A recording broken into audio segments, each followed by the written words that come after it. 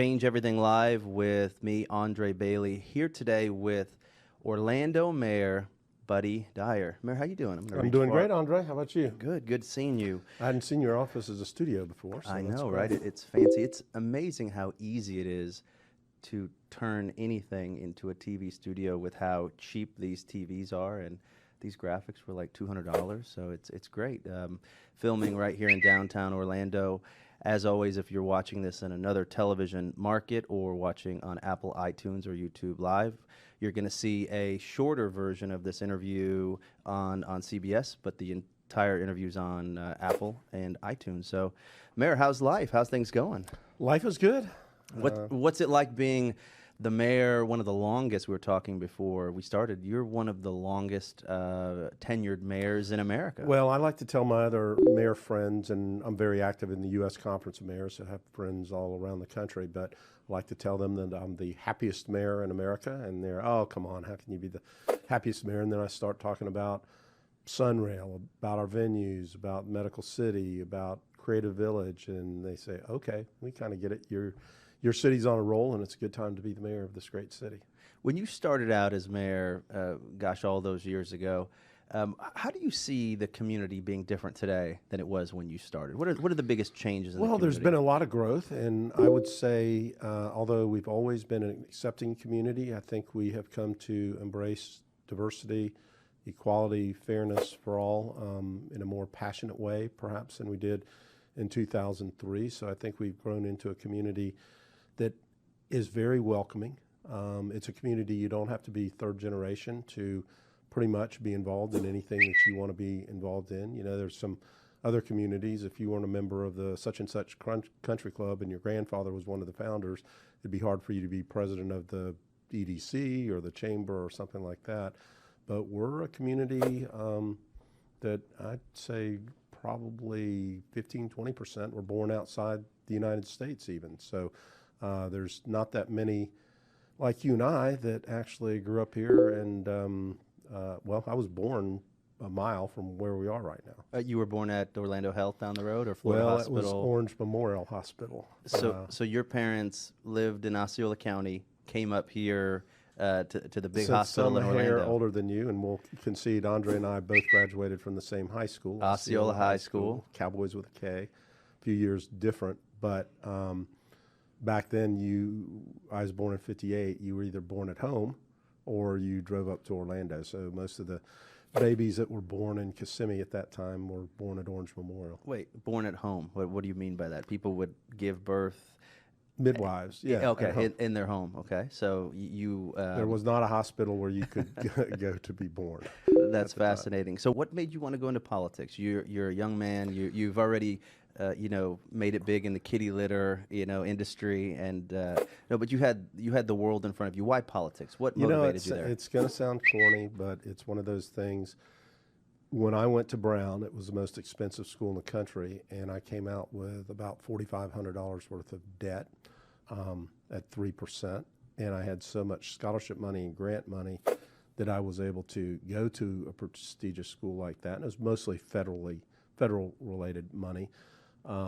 So I felt like I had some obligation to give back, and I know that's a little bit corny, but I always thought public service was a way to do that, and I was able to do both lawyering or practice law and public service for 10 years. So it worked out well for me that I was in a profession that I could practice and earn a living, and also be able to be in the legislature at the same time. So you spent 10 years in the Florida legislature? 10 years as a state senator, and I was the minority leader for 3 of those. Well, what was that like? How was that different than being mayor of a big city? Totally different. Totally different. And I was there during a really good period of time, although I shouldn't say that exactly, because I'm a Democrat, and the Democrats went from being in the majority to the minority. But Lawton was governor for 6 years, and Jeb Bush was governor for 4 years. The year I got to the Senate, there's 40 senators in the state of Florida. There were 20 Republican senators and 20 Democratic senators. And of the 40, 19 were freshman senators. So that was probably the most unique Senate class that the state has ever had. We were unable to elect a Senate president because it remained deadlocked 2020 on that, and we eventually decided to share power during the 2-year period. There would be a Republican president one year and then a Democratic president the other year.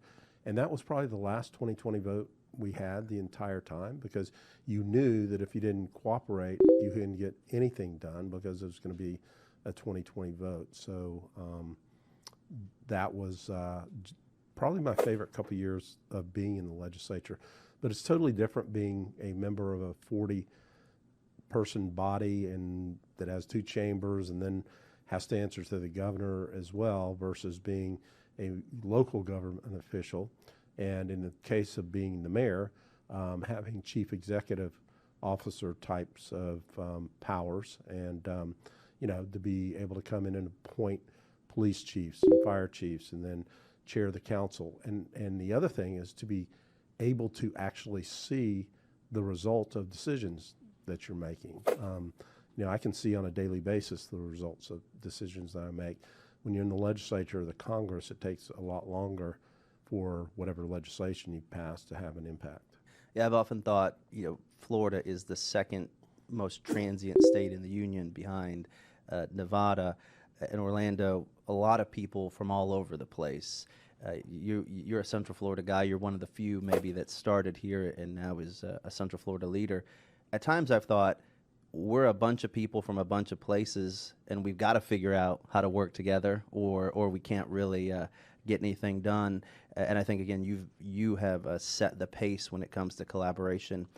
As a Democrat, you've done something I also think is pretty unique. You work really well with business leaders. I mean, again, in the theory of politics, the business community and those on the left are always supposed to be opposed to each other. Well, it's just how it plays out in the theater of politics nationally. But you have always been someone who's been able to work well with the business community, even though you're a Democrat and you're on the left. How do you bridge that gap? How have you always done it? I guess there's a recognition that when we talk about jobs, it's businesses that create the jobs. So how can you be against business if you're for people? I hadn't really thought about that, Andre, but I do remember one year in the legislature where I was the #1 ranked senator for Associated Industries, which represents the business community, and the #1 ranked senator for labor. So that's kind of hard to do, to be #1 on both the labor side and the business side, but they cared about different values and different issues, and I happen to be good for them on both of those. But I'm for pretty much everybody, and our business community is really a large part of who we are in Central Florida. When you think about, sometimes again I make these assumptions, when you go into in 2019 or in 2015 or whatever year you're presiding as the mayor of the city of Orlando, do you kind of just say, hey, listen, we've got to build these venues, and this is the problem, that these venues need to be built or rebuilt? Who's going to help me get that done? Is it more practical to you, collaboration at times, that you see that without the business community and without sometimes even the faith community or others, that you can't bring in this community the political will or the resources to get to bear? Is sometimes collaboration, putting it differently, the practical need to solve a problem? That's absolutely right. I mean, okay, let's just take the venues, for instance. Very complicated deal. We knew that if we were going to build 3 venues, we were going to have to use tourist development tax in some fashion.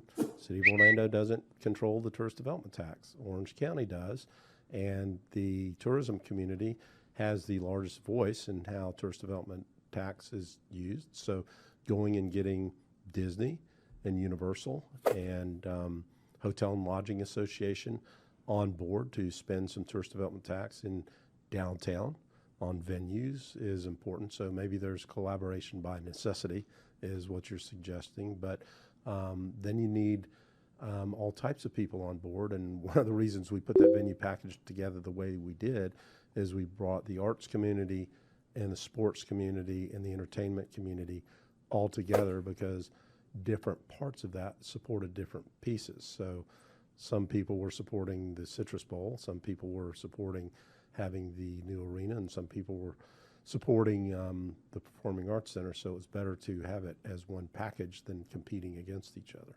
When the Traveling Road Show for Hamilton came into town recently, I saw you were there. Did you have a moment where you looked around and thought, "This is why we built these venues"? Was there that? I have that moment every time Okay. I walk in the Performing Arts Center. I was at the opening of the Impact Forum, Lake Nona Impact Forum, last night. We opened the windows up in the DeVos room, and it was a ooh, and there were a lot of people that hadn't been in downtown Orlando before. So it's great to be able to take somebody there for the first time and have them experience Orlando in that way when they're from New York or LA and they're like, oh, this couldn't be Orlando, but it is Orlando. And then the Amway Center is the best in the country. So we Go can be Magic. proud. And one change I would say, Andre, since 2003, while I'm thinking about that, is the publisher of the newspaper, when I first became mayor, told me she thought that we had a little bit of an inferiority complex, that we didn't always strive to be the best or the greatest. And I think that's totally changed, that here in Orlando now, we believe that anything that we do, we can be world class or the best in class, however you want to put it.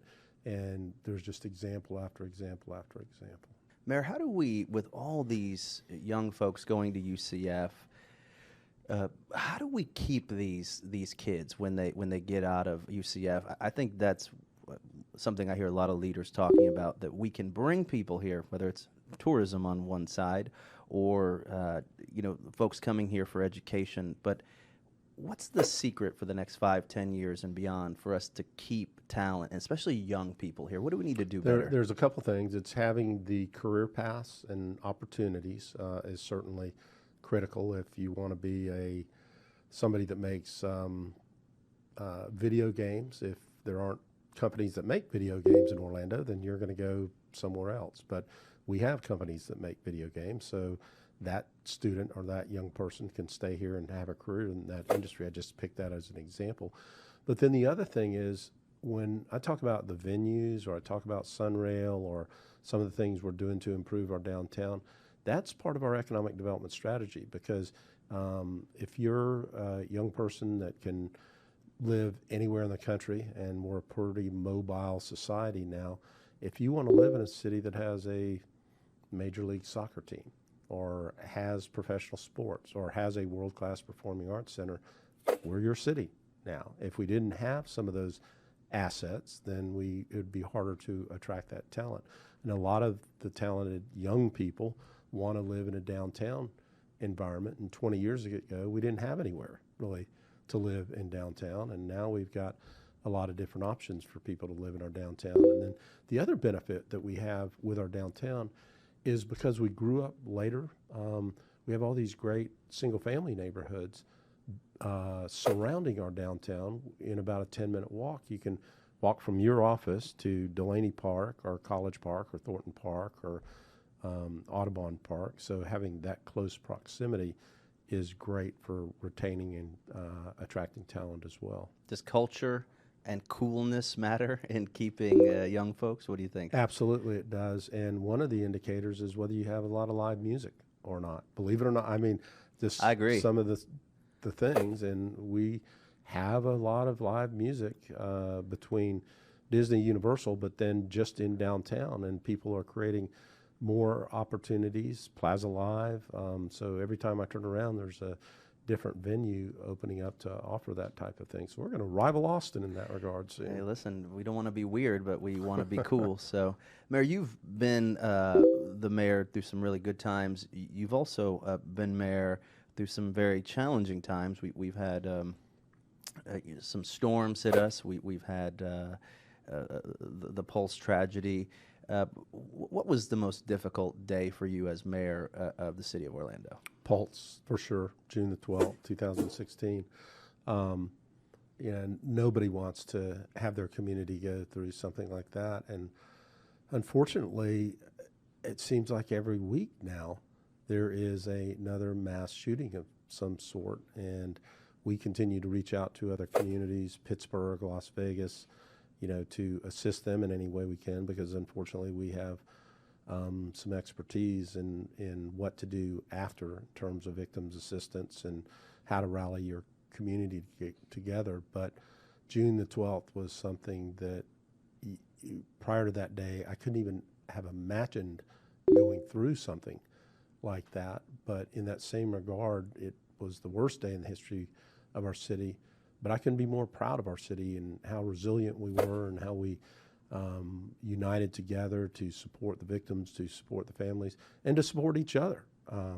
And how the world, the country, and really the world rallied around with love. And, you know, we've had so many of these mass tragedies. It seems like people rallied around Orlando in that particular incident. I can't explain why, but it seems like more so than just about any of them. You saw the Eiffel Tower and bridges in London and the Sydney Opera House in Australia lit up in rainbow colors to support Orlando. So we try whenever we can to pay it forward and try to help other communities. Yeah, the moment that just sticks out in my mind the most about the first few hours is you come to the podium. It's 9, 10 o'clock. It could have been earlier. The first press conference, it was light out. And you're talking about what happened, and you go and you say the number of victims. That was the second press conference. Okay, and I've seen you do a lot of press conferences. I've seen you at 100 events, and you're reading a statement, and you say the number, and your voice just cracks, and you stop. Do you remember that? Absolutely. What was the emotion at that moment? That was the toughest public moment I've had in my entire career in any possible way, because what had happened was we only had anecdotally guesstimates at what the numbers of casualties were. So when we walked out for the first press conference, one of the officers that had been inside said there was at least 20 dead. But we didn't know how many people were dead. Could have been less, could have been more, but you didn't know. Just somewhere in that general range. So we weren't going to give a number at the first press conference, because I thought it was critically important that whatever information we're conveying is accurate, not something that we're guessing at or speculating about. So we got to the end of that press conference and we were doing Q&A, and one of the reporters asked the chief, "I understand that there are 20 dead, is that right?" And the chief said yes, which was accurate, because there were 20 at least. So I turned around and walked and grabbed the chief as we were walking away, and I said, "We have to figure out what the real number is and be able to convey that at the next press conference, and we're not going back out until we know that." Well, unfortunately, they had determined that.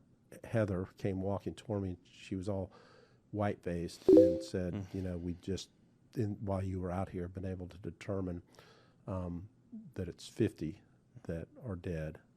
So having to convey that, and I just looking at the very seasoned media people that were there, you could see in their faces it was they all took a deep breath too. So it wasn't just me, but that was probably the most difficult news I've ever had to deliver. Mayor, going through that, what is the advice that you give leaders in other communities, mayors in other communities that go through a tragedy like this? Have a communication plan. So some are practical things. Like a mistake we made day one was where we set up a reunification center that was accessible to the press, and victims' families were being harassed as they were trying to come in and find out information. So we moved over to Camping World Stadium. That's information I conveyed to Las Vegas in the first phone call. The mayor of Las Vegas, a good friend of mine, and I got her early that morning and just said that to her. We actually ended up sending our team out to Las Vegas, and they helped run their Victims Assistance Center for about 10 days out there. So I give them some practical advice, but it's have a communications plan. And, you know, it's small little things. We had done a charrette. We always do a tabletop exercise, emergency management exercise every year. And happenstance, we're usually doing hurricane simulations. We did a civil disobedience exercise and figured out some social media protocols so that when we were conveying information, if it's a natural disaster, it would come from the mayor's office, all the social media, and everybody else could only put out the information that came from our social media feeds. But if it's a crime event, then we're going to do it from OPD. So nobody else was allowed to put out information that had not been put out by OPD. That's important. And then we got our sister and brother agencies to do the same. And then we monitored TV and social media to correct as quickly as we could misinformation that was out there. So communication is one part of it. And then on a personal level, about a week after Pulse had occurred, a friend of mine who's a counselor called and say, "Hey, just want to check in on you to see how you're doing." And I said, I'm doing okay, but I don't feel the emotion that I think I should be feeling right now. And she said, "Well, that's actually good because you're leading our community and you can't be having emotion that keeps you from doing your job. You have to do your job." And I told that to my staff when we were doing a joint counseling session. And 3 or 4 of them said, "Thank you for telling me that, Mayor, because I feel the exact same way. I feel like I don't feel as sad as I need to feel about this situation." And but it was true. They were all still doing their jobs because so many of my direct staff ended up operating the emergency reunification or assistance center, I guess, transformed into the assistance center. But as time went on, it was important to have, you guys had therapists then who worked with your team, law enforcement, and others, correct? Yeah, not just for the firefighters and the police officers that had been involved directly, but people who were meeting with victims or their families for weeks on end. That takes a real toll when you're trying to help people get through it as well. So yeah, we've done a lot of care for all of our employees. I want to make sure to get you out of here on time, Alex. Okay. Making sure that we don't run over your time. You're very, very busy. Mayor, where do we go from here as a community? What are 2 or 3 things that are incredibly important for the city of Orlando to be all that it can be, in 2019, but 2020, 2025, beyond? We're rocking in terms of construction and new development. The areas that concern me, what keeps me up at night, is affordable housing and housing for everyone that is coming here. We're leading the country in job growth and population growth. So making sure that somebody that's not making as much money as you do, Andrae, has a place to live is one of the things that, and we're not alone in that issue. It's a crisis all over the state and all over the country in terms of affordable housing. Homeless continues to be an area that concerns. And then the other one is one that you're involved in, is the opioid issue. And I congratulate you, or commend you, I guess would be a better term, for being active with Florida Blue and helping bring the community together on that issue, because it's just amazing to me. Virtually every person I talk to has somebody they know that's been affected by addiction. Yeah, the opioid crisis is mind-blowing in that we did that launch of Project Opioid, where our leaders, if you're not from Central Florida, have come together to try to fight addiction, help people that are addicted to these drugs, and reduce opioid deaths. And I had never seen anything like it. Almost every person who got up as a leader to speak, Dick Batchelor gets up and tells a story of his sister that died of overdose and addiction, and he had never told that story publicly before. So it is one of those issues where it's a no-brainer, in that when you see that many people losing their lives and it impacting so many families, I think all of us just say, hey, how can we be a part of this solution there? I think it's also a challenge because it started in our institutions. It started with doctors. It started with pharmaceutical companies, and it's not people from the wrong side of the track scoring illegal drugs as a starting point. Do you think that makes the opioid crisis more challenging, kind of its genesis? Well, I think the thing that has struck me is the recognition that it's a disease. I mean, people having cancer are a disease. People having an addiction is a disease, but they're not treated the same. And there was a father that started one of the national groups that told his story about his son having an addiction issue and his son's best friend having some form of cancer, and how the entire community rallied around the child that had cancer and were doing bake sales, and anytime he came home from radiation or whatever treatments he's having, everybody was there to embrace him, whereas his son was an outcast and was embarrassed by the fact that he had the issue, and then depression set in, and a bad result there. So I think our number one piece of this is to have everybody understand that it is an illness, it's a disease, and it needs to be treated as such, and people need to be encouraged to come forward with their disease. Yeah, whether, as we wrap up, whether it's chronic homelessness or the opioid crisis, or a lot of folks struggling in poverty in our community, we're still working on that, like most communities in America. Turning away, there's that old puritanical idea that if you do good things happen to you and you shouldn't have problems, but if you have bad things happen to you, obviously you've done something wrong and it's your fault. Both with the opioid crisis, chronic homelessness, we've had to take a closer look, and we're still doing that, and say, hey, maybe this person, it isn't necessarily about a blame game. It's about us as a society thinking in a more evolved way. When someone's struggling, or they've got this challenge, but why are they struggling? And just recognizing it as an issue that is just as important to us as whether the Magic make the playoffs. Boy, we're all praying there, aren't we? Orlando Mayor Buddy Dyer, one of, if not the longest termed mayor in a big city in America.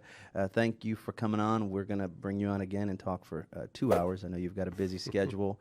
And if you want to follow the mayor on social media, we'll put all of his social media links on. If you saw just a small part of this on CBS, you can watch the entirety of the episode on Apple iTunes as a podcast, or YouTube Live for the entire 1 hour interview. Mayor, thanks for coming on. Thanks, Andrae. We'll see you soon.